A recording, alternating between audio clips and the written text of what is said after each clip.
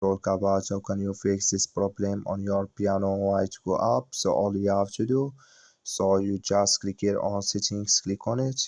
When you just click on settings, it's going to show for you list like this here. So then all you have to do, so you just go down here, you keep going down, then you click here on apps, then you come to apps list here. So then here you're looking for piano way to go up in this list here. So or just click here on search, then here add piano way to go up, just click on it. So then it's going to take you to this list here. It's going to show for you like this. Then you go down, just keep going down, then you click here on storage, come to storage list here. So then here you click on clear cache. So when you just click on it, then you go to your Play Store, click here on Play Store, you search here for piano why to go up.